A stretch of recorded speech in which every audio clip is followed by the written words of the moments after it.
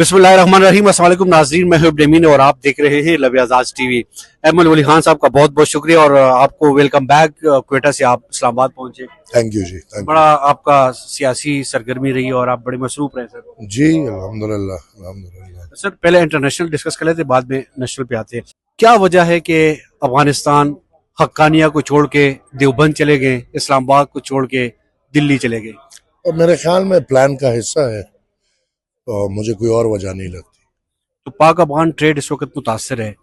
जाहिर सी बात है, बॉर्डर के दोनों तरफ के पुख्तूनों के लिए ये तबाहकुन बात है। जब आपका तिजारत बंद हो तो दुनिया में वाहिद चीज़ ही जो बुनियादी चीज़ सनतकारी है, तिजारत है, वो जब आप पे बंद है तो ये भी प्लान का हिस्सा है कि वो बॉर्डर बंद हो ताकि कमोडिटी सारी पिंडी आए, कमोडिटीज़ काबुल ना जाए। पूरा सूबा है, उस पूरे सूबे की कमोडिटीज़, वो चाहे फ्रूट हो चाहे सब्जी हो, वो भी एक प्लान का हिस्सा है कि ये आए इधर। अदरवाइज आप देखें हिंदुस्तान की तरफ लड़ाई भी चल रही होती है और तिजारत भी चल रही होती है।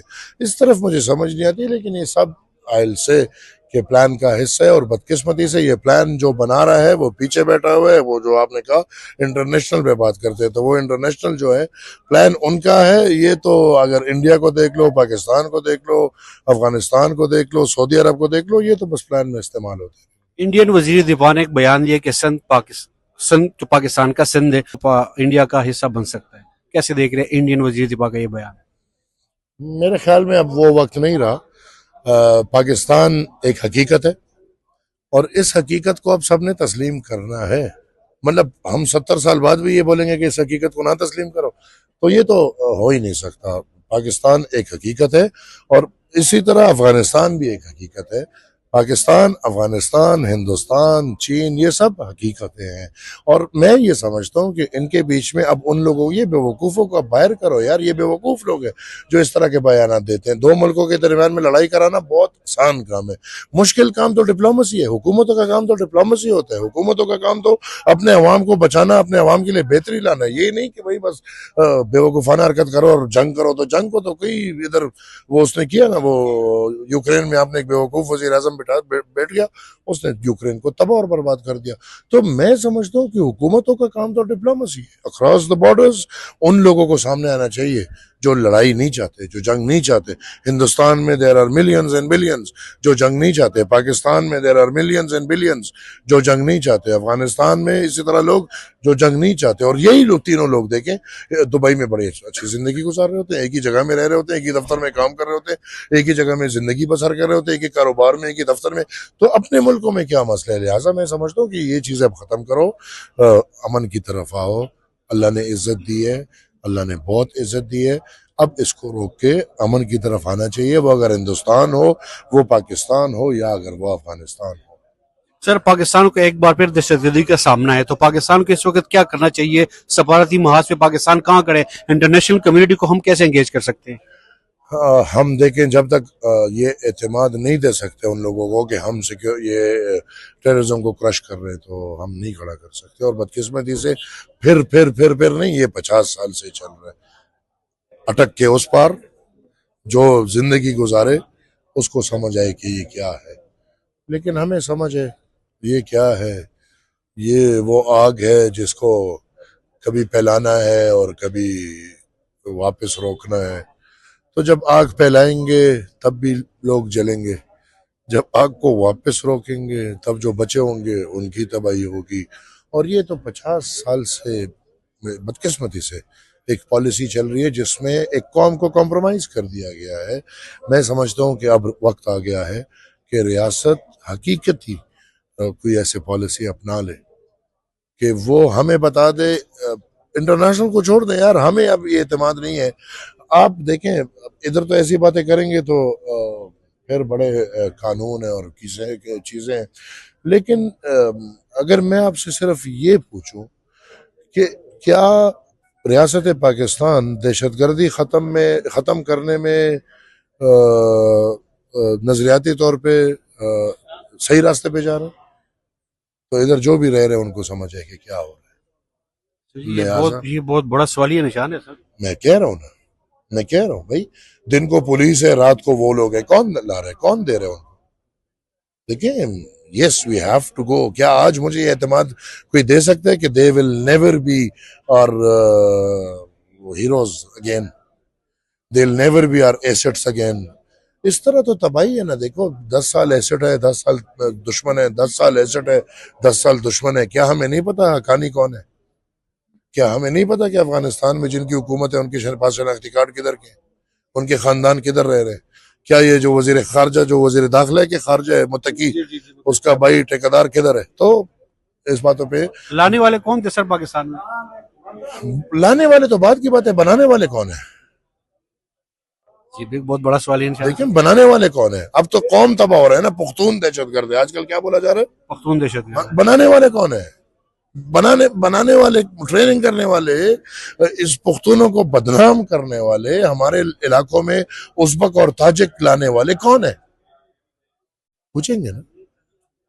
اب تو وہ سیاسی جماعتوں کو تھی, جماعت پس پناہی حاصل ہے, کوئی بھی سیاسی جماعت ہو, میں نام نہیں رہا, آپ سمجھ گئے ہوں گے. ظاہر سی بات ہے یار. دیکھیں اب یہ ریاست تو اب جو ہمیں سمجھ آ رہے ہیں ان کے جو نوک ہے وہ اور بھی کھل گئے ہیں, کچھ بھی ماننے کو تیار نہیں. میں نے آپ کو بولا اتنی چھوٹی سی بات میں آپ سے کر رہا ہوں اور شاید آپ سر میں سمجھ گیا سر. پڑ جائے. تم یہ جو ماحول ہے نا, اس ماحول میں الحمدللہ ہم جیسے لوگ ہیں جو بات بھی کریں گے ڈنکے کی چوٹ پہ کریں گے, کیونکہ ہم وہ لوگ ہیں جو ان کی پالیسیز کی وجہ سے 24 گھنٹے ہمیں تھریٹ ہے. سر آپ کی مزید 2 منٹ لوں گا. آپ نیشنل ایشو بھی بات کرتے ہیں, پاکستانی سیاست بھی بات کرتے ہیں. حالیہ الیکشن ہوئے ہیں, پاکستان تحریک انصاف کے اور مسلم لیگ نون کے مد مقابل رہے, کیسے دیکھ رہے ہیں آپ؟ یار میں سمجھتا ہوں اگر حالات یہی ہیں اور کرنا یہی ہے تو یہ الیکشن چھوڑ دیتے ہیں, یہ الیکشن کرانا چھوڑ دیتے ہیں. بس یہ صاحبان بیٹھے ہیں, اپنے فیصلے کریں, جن کو چننا ہے ان کو ڈائریکٹ چنیں, کیونکہ یہ صرف کل کی بات نہیں نا, یہ تو اب صدوں سے ہو رہا ہے. تو میرے خیال میں پھر قوم کو اتنا بے وقوف بنانا چھوڑ دیں, کیونکہ پہلے آپ محنت کرتے ہیں اور پیسے لیتے ہیں اور فارم 45-47 کا کر کے پی ٹی آئی کو حکومت دیتے ہیں, اور پھر 2 سال میں آپ کو سمجھ آتی ہے کہ نہیں یہ ہمارے لیے ٹھیک نہیں ہے, تو ان کو پھر آپ گھر پہ جاتے ہیں اور پھر وہی سب کچھ مسلم لیگ کے لیے کرتے ہیں. تو مسلم لیگ نون مضبوط ہو گئی ہے, پاکستان پیپلز پارٹی جو بیساکیاں تھی وہ ختم ہو گئی ہے, اتحاد ختم ہو گیا. مسلم لیگ نون اس وقت مجھے مضبوط تو لگ رہی ہے, لیکن بیچاروں کی کیا مضبوطی ہے؟ آپ مضبوطی کسے کہتے ہیں؟ آپ سمجھ رہے ہیں میری بات؟ جی میں سمجھ. بس غلامی میں اور مضبوط ہو گئے. سر میں احتراماً باؤ جی کہوں گا کہ میاں محمد نواز شریف صاحب 3 دفعہ پرائم منسٹر پاکستان رہ چکے ہیں, میں اس کے احترام میں باؤ جی کہوں گا. باؤ جی صاحب نے کہا کہ میرے اختیار میں کچھ نہیں ہوتا, اختیارات کسی اور غیروں کے ہاتھوں میں ہوتے ہیں. تو دیکھ لینا, وہ تو وضاحت ہے, میں کیا بولوں, جو 3 دفعہ وزیر اعظم رہ چکے وہ خود یہ بول رہے, اور جو ابھی ہیں تو ان سے پوچھ لو, وہ اور اس کی وضاحت وہ پھر اچھی طرح وضاحت کر لیں گے نا کہ اس کی ضرورت ہے, یہ اچھائی ہے, اس ملک کے لیے بہت بہتر ہے, نظام کے لیے بہت بہتر ہے. تو عمران خان اکیلا مجرم نہیں ہے, اس کو لانے والے بھی مجرم ہیں, نام نہیں بتائے لیکن اس نے اشارتاً کہہ دی کہ لانے والے بھی مجرم تھے. تو لانے والے میں تو لانے والے مجرم کس چیز کے؟ دیکھو جرم کی تو چیزیں ہوتی ہے نا. اگر آپ مجرم سیاست کے کہتے ہیں تو پھر تو جو سیاسی مجرم جو بھی آئے ہیں اور پھر جو ان کو لے کر آئے ہیں, وہ تو پھر یہ تو نہیں نا کہ میں اگلے کی طرف انگلی اٹھاؤں لیکن خود شیشے میں نہ دیکھ پاؤں. تو وقت کی بات ہے. ہم الحمدللہ, میں بار بار کہتا ہوں, ہم وہ نظریہ ہے جو تھے, ہے اور رہیں گے.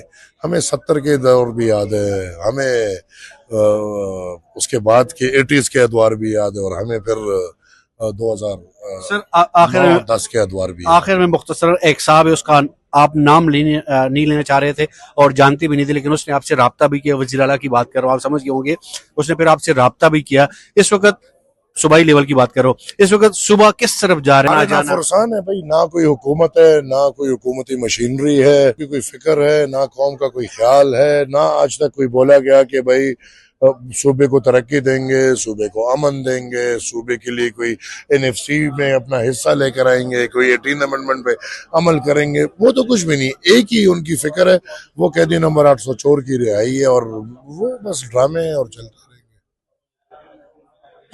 سر آپ نے قیمتی وقت سے وقت دیا, بہت بہت شکریہ. ناظرین ہمیشہ کی طرح دعا اور امید ہے کہ ہمارا ملک پاکستان اور ریاست بہتری کی بھی اجازت دیجیے. اللہ حافظ.